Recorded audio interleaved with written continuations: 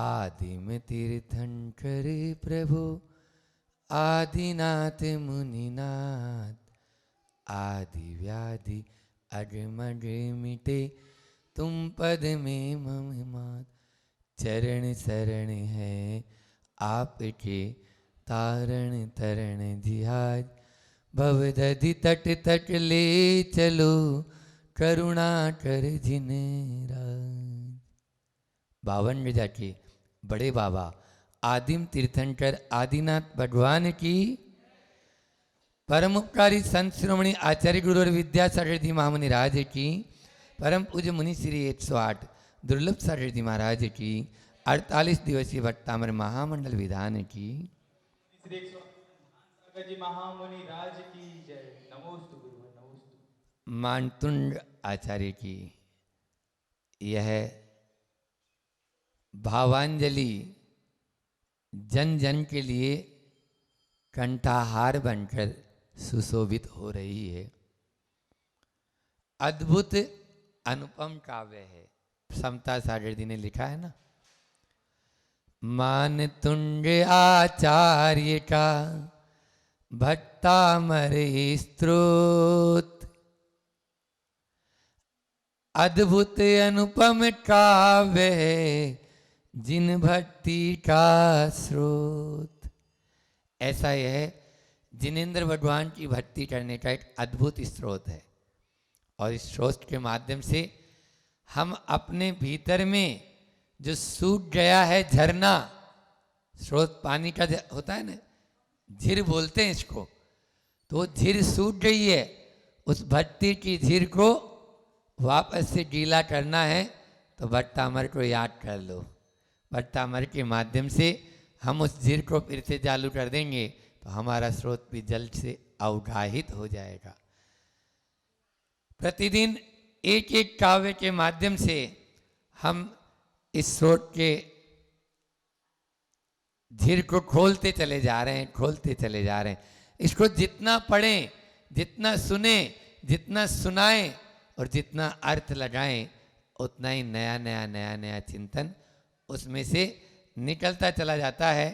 कल से इसी भट्टामर की व्याख्यान माला में एक और कड़ी जुड़ी, और वो जुड़ी कुछ नहीं है, आचार्य मानतुंडी 8 जो है अष्ट प्रातिहारी होते हैं, जो भगवान की शोभा के चिन्ह होते हैं, उनको प्रातिहारी कहा जाता है। जैसे राजा महाराजा के आगे प्रतिहार किंकर के रूप में जो चलते हैं, इसी प्रकार से भगवान इनसे अलिप्त रहते हैं। भगवान को कोई इनसे मतलब नहीं रहता, वो तो धरती से भी 4 अंगुल ऊपर रहते हैं। जब सबसे अलिप्त हो चुके, सब कुछ छोड़ दिए, तो इन छोटी मोटी वैभव से उनको क्या मतलब है।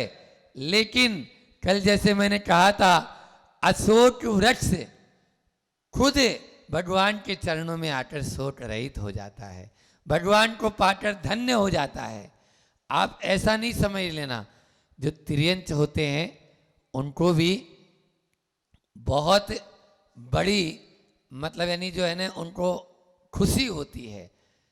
एक नाम नहीं लूँगा, नेता हैं बहुत बड़े, और उन्होंने जो गजरत में हाथी चलते थे, उन हाथियों पर प्रतिबंध लगा दिया, ठीक है ना। लेकिन उससे ये पूछो कि हाथी के ऊपर जब श्री जी लेकर कोई बैठते हैं तो वो हाथी कितना प्रसन्न होता होगा। झूमते थे। आचार्य श्री जी के पास में हमने हीरा मोती नाम के 2 हाथी थे, और हमने झूमते हुए देखा है। तो इस प्रकार से आज इस चीज को, पहले जानवरों का पालन होता था, कोई भी जानवर हो, या जानवर ही नहीं, कोई भी चीज हो, चाहे निर्जीव भी है, वो सजीव की बात छोड़ो आप, निर्जीव भी है, तो भी उसके ऊपर हमारी भावनाओं का प्रभाव अवश्य पड़ता है। आप लोगों को एक संस्मरण याद आ रहा है, सुना रहा हूं कि मुल्तान से जब भारत पाकिस्तान का बंटवारा हुआ, तो मुल्तान से एक मंदिर आया जयपुर में, हम कई बार दर्शन किए, मुल्तानियों का मंदिर बोलते हैं उसको, आप लोगों ने नाम सुना होगा। हवाई जहाज में जब ले जाने की बात आई उनके यात्रियों की, तो बोले हम तो जाएंगे, लेकिन हमारे साथ में इतने बड़े बड़े जिनबिंब जितने बड़े यहाँ विराजमान हैं ये भी साथ में जाएंगे। अब उस समय आदमियों को ले जाने के लिए हवाई जहाज नहीं, क्योंकि उस समय इतनी मारा मारी और हर आदमी पूरा का पूरा प्लेन पहले से ही बुक, तो कैसे उन मूर्तियों को लेके जाएंगे। तो उन्होंने कहा भाई हम जाएं चाहे नहीं जाएं, लेकिन मूर्तियां तो हमारी जाएगी। भक्ति देखो कैसी होती है, मानतुंड आचार्य की बात कर रहे हैं अपन। तो सबसे पहले एयरपोर्ट पे जब उन्होंने बात की, देखो हमारे भगवान हैं और हम इनकी आराधना करते हैं, तो वहाँ पर जो लोग बैठे थे, पहले सब लोग होते ही थे संवेदनशील, तो हाँ ठीक है आप लोग पूरी देख लिया, उनको जांच पड़ताल करके अंदर कर दिया। अंदर कर दिया तो जब वजन नापा गया तो इतना वजन कि वो विमान उठ ही नहीं पाएगा उन मूर्तियों को लेकर। तो बोले हम लोग बाद में चले जाएंगे, हमारा एक व्यक्ति चला जाएगा अभी इसमें। तो भी बोले इतने यात्री और यात्रियों क्या करेंगे, आप यकीन नहीं करेंगे, उन मूर्तियों को विराजमान कर दिया, रख दिया गया और सारे यात्री भी बैठ गए। जब पायलट ने विमान उड़ाना शुरू किया तो उसको ऐसा लगा ही नहीं इस विमान में कोई बैठा हुआ है, उसको लग रहा है जैसे खाली विमान जा रहा है। बोलो, खाली विमान उड़ा रहा है। ये पायलट ने खुद ने बोला, जिसमें 300 की कैपेसिटी है तो 350 उसमें 300 यात्री बैठे हुए हैं, और उसके बाद में जो परिचारक वगैरह सब बैठे हुए हैं, और मूर्तियां जो पूरी की पूरी जो उस विमान में उन यात्रियों से भारी थी। लेकिन उन मूर्तियों के प्रताप से, उन प्रतिमाओं के प्रताप से निश्चित रूप से इतना तो अतिशय मानो कि वो विमान भी हवा की तरह उड़ के चला जा रहा है। जैसे आचार्य श्री जी ने बड़े बाबा को अपने उच्चासन पर विराजमान किया था कि फूल की तरह उठकर आ गए, जो सारा का सारा देश सशंकित था कि अब क्या होगा, कुछ नहीं होगा। जो छोटे बाबा और बड़े बाबा की बात हो चुकी है वही होगा। इसलिए विश्वास करो, विश्वास करने पर ही काम होगा। कल मैंने एक व्यक्ति को बोला, वो बोला महाराज जी मैं यहाँ जाना चाह रहा हूँ कहीं, तो मैंने उसको बोला भैया अभी बरसात का मौसम, हरी बहुत रहती है, अभी मत जाओ। नहीं माना, थोड़ी दूर गया, पेट्रोल ख़त्म हो गया गाड़ी में, वापस आ गया। मुझे आ गए, बोले नहीं वो गाड़ी में ही जो है ना खराब हो गई, पेट्रोल भी ख़त्म हो गया और गाड़ी भी खराब हो गई। तो ये स्थिति होती है आदमी को, जब तक उसको हमने, हमारी भाव तो यही थे कि भैया अभी हरी घास में चलना अच्छा नहीं माना जाता, और आप पहाड़ पे चढ़ेंगे, इधर उधर जाएंगे, तो वो हाँ हमारे यहाँ वंदना के लिए रास्ता बना रखा है ना, वहाँ जाओ।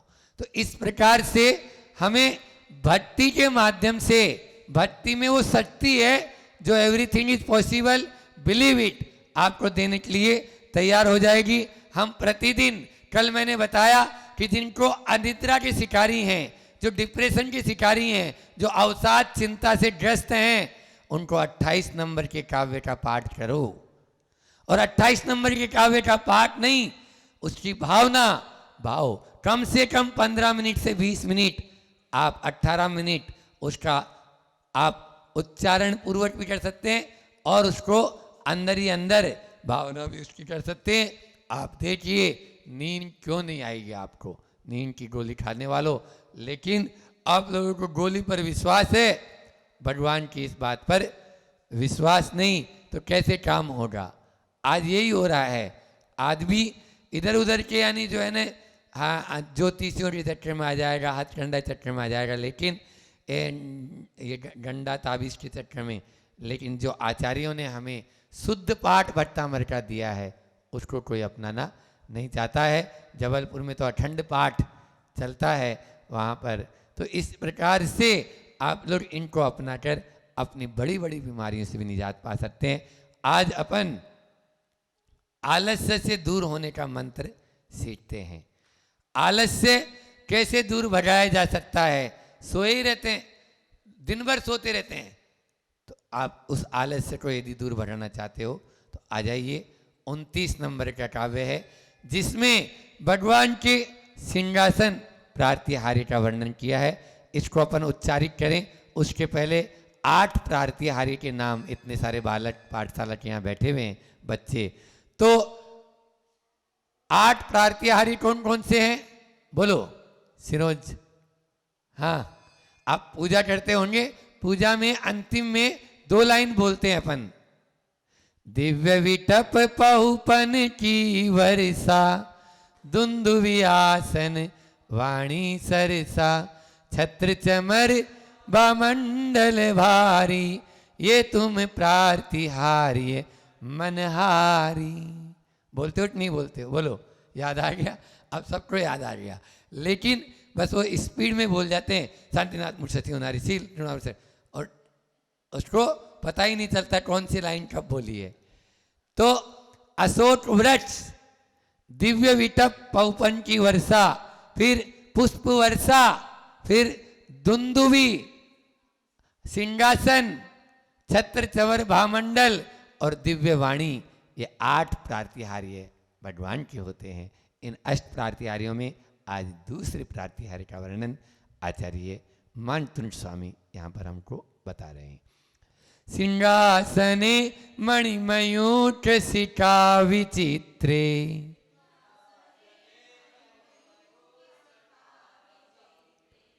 विभ्राजते तव वपु कनकावदातम,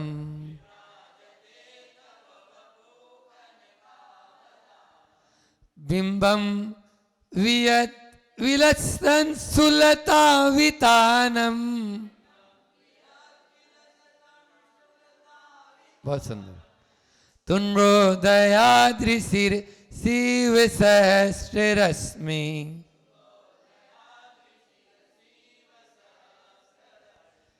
एक एक शब्द का अर्थ देखेंगे, पहले संधि विच्छेद देख लें। मणि, मणिम और मयूख है ना, तो मणि और मयूख ये शब्द हैं। फिर उसके बाद में कनकावदातम, इसमें से कनक अलग है और अवदातम, कनक अवदातम संधि विच्छेद है। फिर यहाँ पर बिंबम तो ठीक है, वियत विलसत अंशु लता वितानम, ये इतने शब्द है इसमें। वियद विलसत अंशु लता वितानम अलग अलग हैं ये। फिर तुंगो दयाद्री, तो तुंगो दयाद्री, सिर शिव, इसमें निकलेगा सिरसी इव, सिरसी ह्रस्व शब्द है, छोटी की मात्रा है, लेकिन इव आके मिल गया, ई और ई मिलके समान सवर्णे दीर्घम भवती, दीर्घ हो जाता है। तो सिरसीव सहस्त्र रश्मि, ये एक शब्द है ना। अब अर्थ लगाते हैं अपन। मणि यानी रत्न, कई प्रकार की मणियां होती है, आपने देखा होगा। तो रत्नावा मणि लाल मणि होती है, और जिसको माणिक्य बोलते हैं, माणिक बोलते हैं। पुष्पाभा मणि होती है, पीले रंग की होती है। इंद्रनील मणि नीले रंग की होती है, और हरित मणि हरे रंग की होती है। इस प्रकार से रत्न होते हैं। तो रत्नों से जड़ित मयूख, रत्नों की जो किरण रत्न होते हैं उनकी किरणें होती है। आप देखे होंगे कोई भी रोशनी होती है जैसे, तो उसकी किरणें निकलती है। जैसे सूरज है तो सूरज से किरणें निकलती है। शिखा विचित्रे, शिखा विचित्रे का मतलब होता है पंक्ति से शोभित सिंहासने, सिंहासन पर, सप्तमी का एक वचन, सिंहासन पर कनकावदातम, कनक अवदातम, सुवर्ण के समान।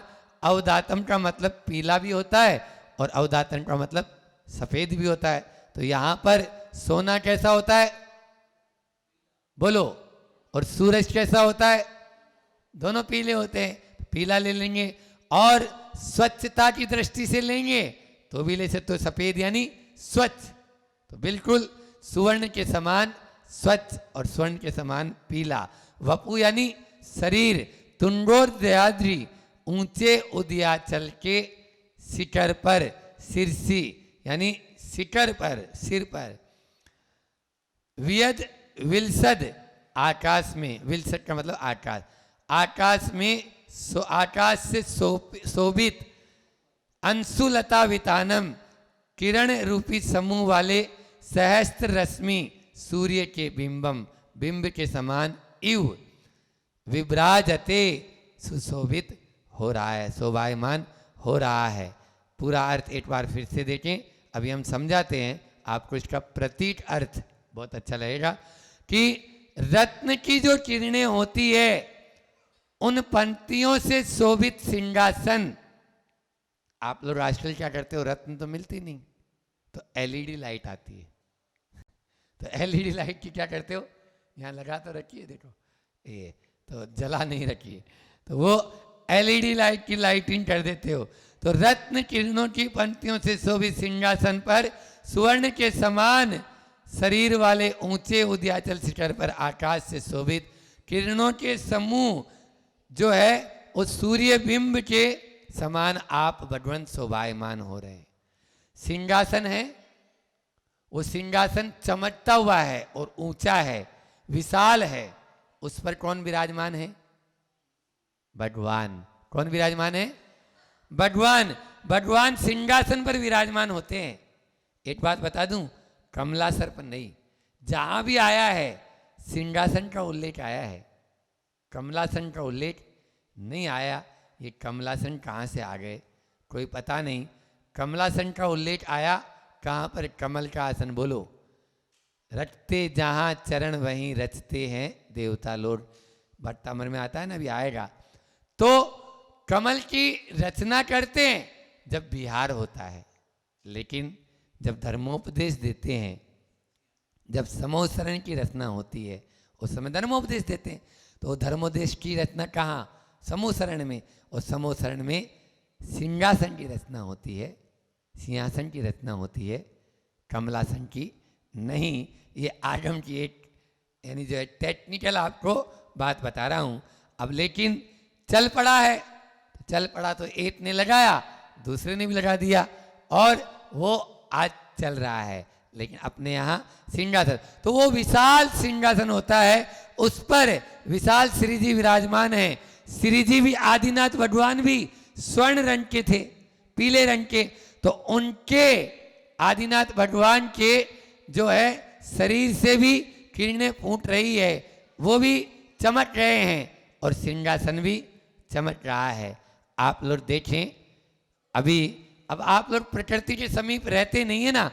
अब आज आप लोग आए हैं 52 गजा में, तो आप लोगों ने देखा होगा जब पहाड़ों को देखते हैं और पहाड़ों के ऊपर जब सूरज की किरणें पड़ रही है, अभी 2-3 दिन से सूरज नहीं था, आज सूरज खुला है, तो सूरज की किरणें और पहाड़ों का वो सौंदर्य दोनों एक दूसरे को बहुत अच्छे लगते हैं, और हमें लगता है वाह ये तो गजब की चीज़ है।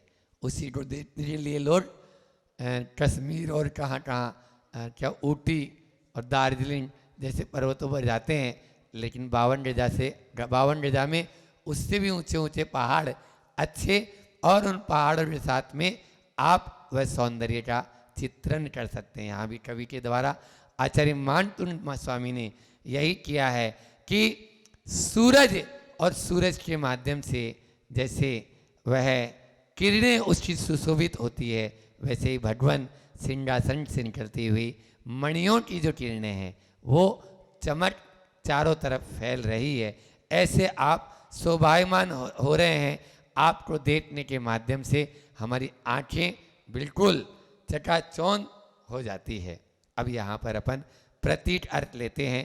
पहले तो मैंने बताया कि अगर आलस्य को दूर करना है तो आपके अंदर में जागृति आना जरूरी है। आप देखो लाइटिंग जो है ना, प्रकाश जो है वो हमारे अंदर में स्फूर्ति जागृति का प्रतीक होता है। ज्ञान वैसे तो आता ही है, ज्ञान रूपी, तो ज्ञान के माध्यम से। तो यहाँ पर भी यही है कि स्फूर्ति, ऊर्जा और शक्ति का प्रतीक है सिंहासन। सिंहासन काय का प्रतीक है, लिख लो, सिंहासन काय का प्रतीक है, स्फूर्ति, ऊर्जा और शक्ति कैसे है? शेर को देखा आपने? शेर होता है ना, तो शेर किस प्रकार से रहता है? आप लोगों ने देखा होगा, सिंहासन है, उस सिंहासन के नीचे दो शेर बने हुए रहते हैं और बिल्कुल बहुत मतलब मुंह फाड़े हुए रहते हैं जैसे, है ना, उनकी विकराल दाढ़, है ना। तो ये जो सिंहासन है, ये सिंहासन आपको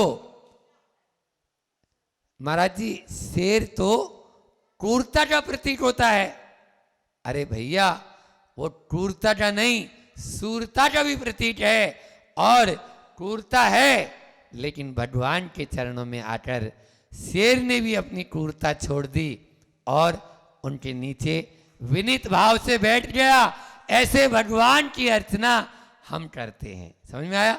शेर भी अपनी क्रूरता और सूरता को दरकिनार करके बिल्कुल विनीत भाव में बैठ जाता है। अपन देखते भी हैं, वीतराग मुद्रा का यही कमाल होता है। शेर और गाय एक घाट पर आकर पानी पीते हैं। मूठ माटी में, मैंने अभी जब मूठ माटी यहाँ पर आप लोगों को पढ़ाई थी, उस समय शेर के कुछ विशेषताएं बताई थी। आज सिंहासन प्रातिहार्य की बात है, तो मूठ माटी में आचार्य श्री जी ने 7 विशेषताएं बताई। हाँ, थोड़ा देख लें। 7 विशेषताएं बताई जो शेर के अंदर होती है, और वो 7 विशेषताएं हम अपने जीवन में भी धारण करें, हम अपने जीवन में भी धारण करें, तब जाकर हम भी शेर जैसे। आप लोगों ने सुना होगा ना कि मुनि महाराज जी की एक वृत्ति होती है, उसको कौन सी वृत्ति बोलते हैं? सिंह वृत्ति। तो क्या शेर जैसे हो जाते हैं क्या? बोलो। निर्भय होते हैं। शेर जो है वो निर्भयता का भी प्रतीक है, स्वाभिमान का भी प्रतीक है। यहाँ पर 7 विशेषताएं मूठ माटी में, या तो कहो तो उन पंक्तियों को हम पढ़ देते हैं जो पंक्तियाँ यहाँ पर है। आज के संदर्भ में बहुत ही अच्छी पंक्तियाँ हैं, वे पंक्तियाँ मैं पढ़ता हूँ।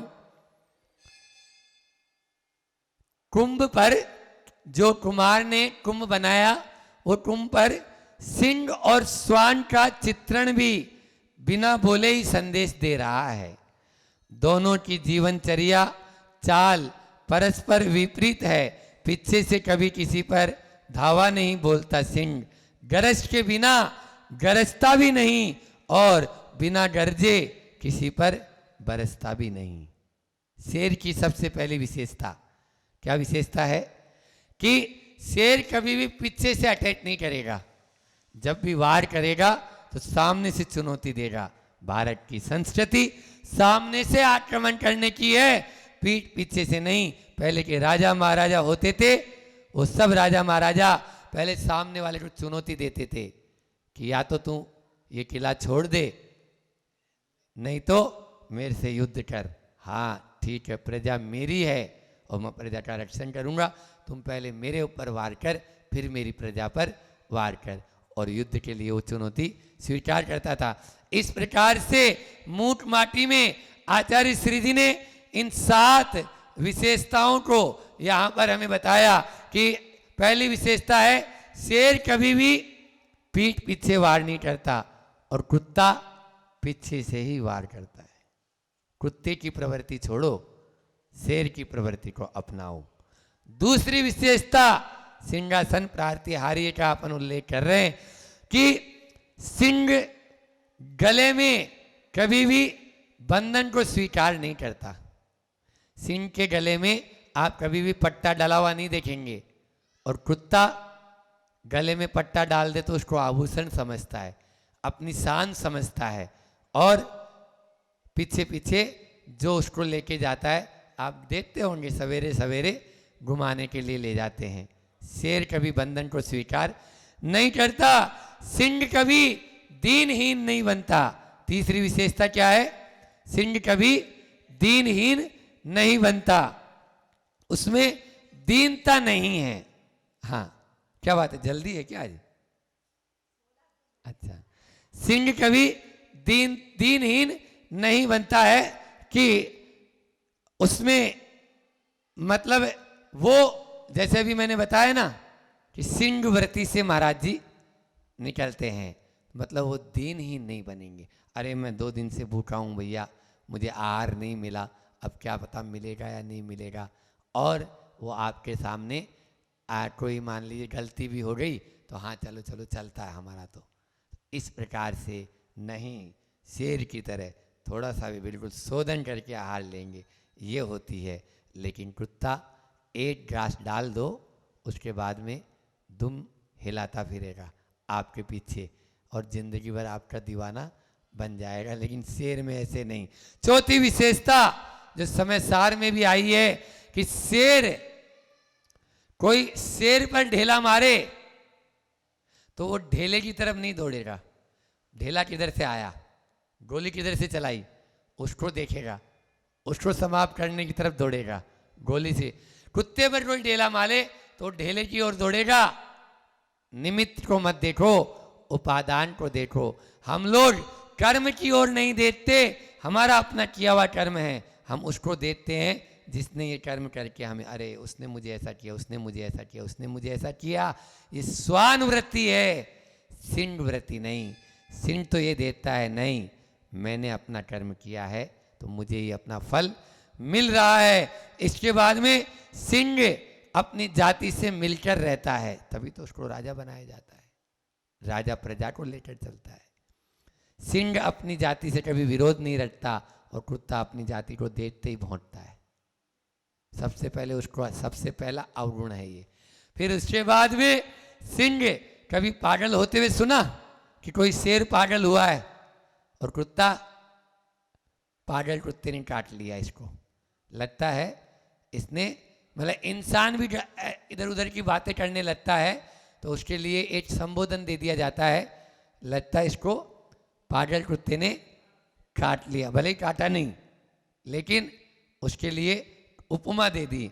और अंतिम 7वीं है, सिंह कितना भी कुछ भी हो जाए लेकिन कभी भी विष्ठा का सेवन नहीं करेगा।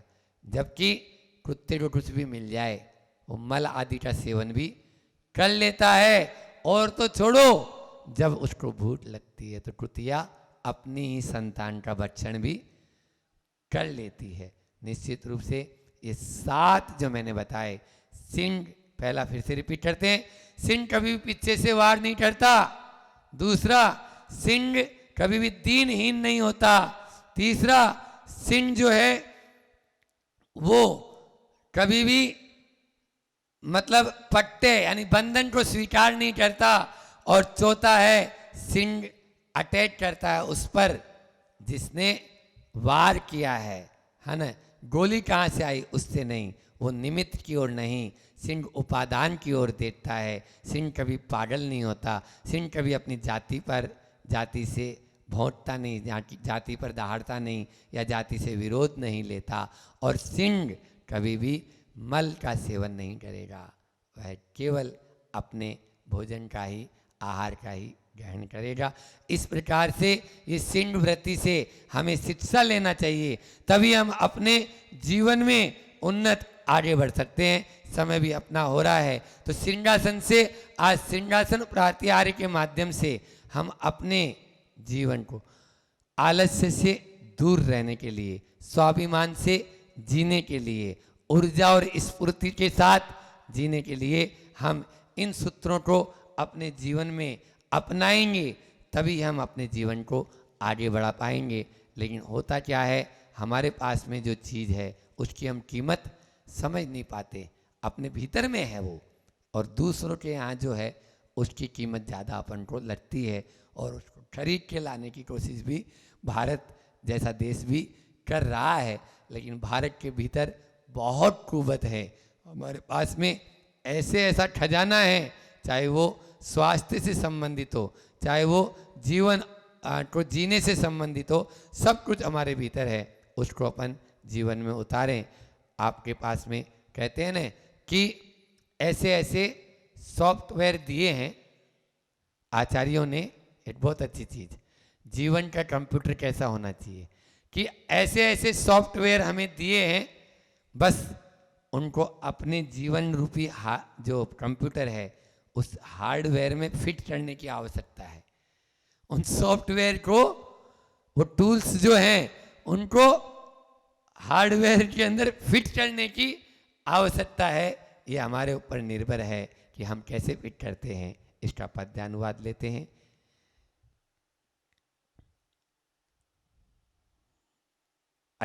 29वां जो है काव्य का। मणिमुक्ता किरणों से चित्रित अद्भुत शोभित सिंहासन, कांतिमान कंचन सा दीप्ता, तिस पर तव कमनीय वदन, उदयाचल के तुंग शिखर से मानो सहस्त्र रश्मि वाला, किरण जाल फैला कर निकला हो करने को उजियाला। ऐसा लगता है मानो सर्वत्र उजाला करने के लिए प्रभु आपके इस सिंहासन प्रातिहार्य के। आप देखिए सिंहासन का, चाहे अपन शांति धारा करते हैं उसमें भी सिंहासन प्रातिहार्य है, अष्ट प्रातिहार्य का वर्णन है। चाहे अपन कोई पूजाएं शांति विधान आप देख लो, उसमें भी अष्ट प्रातिहार्य का वर्णन आता है। अन्य अन्य जो पूजाएं हैं उनमें भी आता है। भक्तियां हैं, आचार्य भट्टी, कल नंदीश्वर भट्टी की मैंने पंक्तियां बताई थी, उसमें भी अष्ट प्रातिहार्य का वर्णन है। कल्याण मंदिर स्तोत्र उठा लो, उसमें भी अष्ट प्रातिहार्य का वर्णन है। इन 8 प्रातिहार्यों का हमारे जीवन में बहुत ज़्यादा उपयोग है। और उन 8 प्रातिहार्यों के साथ में 8 जो है मंत्र भी जुड़े हुए हैं। 8 जो बीजाक्षर मंत्र हैं उनका भी हमें ध्यान करना चाहिए। बंधु, प्रवचन तो थोड़ी देर के लिए होता है और उसको सुनकर हम अमल भी करें। और आप लोग जान भी रहे हैं, कल भी कहा था कि बहुत ही अच्छा महाराज जी अष्ट प्रातिहार्य पर, यहाँ पर भले ही बड़वानी से या अन्य से कम लोग आ पाएँ, लेकिन आप लोग इस प्रवचन को अन्य तक भी पहुंचा सकते हो और उसका लाभ बहुत सारे लोगों को भी दे सकते हो। भगवान महावीर स्वामी ने 16.5% कमीशन बताया। क्यों? सिनोज वाले भैया, हाँ, 16.5% मतलब 6वां हिस्सा आपके अकाउंट में आना है। तो इसलिए आप उसको आगे तक, ये आपकी व्यवस्था है। इस प्रकार से आप स्वयं भी स्वार्थी मत बनो। हमारे भगवान महावीर स्वामी कहते हैं स्वार्थी नहीं कि हमारा पेट भर गया तो बस बहुत है। नहीं, हमारा पेट भर गया तो उसको आगे तक भी हम उसको पहुंचा सकते हैं। इस प्रकार से लाभ ले सकते हैं। प्रतिदिन एक एक काव्य के माध्यम से एक एक प्रातिहार्य का या भट्टामृत की श्लोक का अपन अर्थ करते चले जा रहे हैं। इतना ही रखते हैं, समय भी अपना पूर्ण हो गया है। बोलिए अहिंसा परमो धर्म की, आचार्य गुरुवर विद्यासागर जी महामुनिराज की।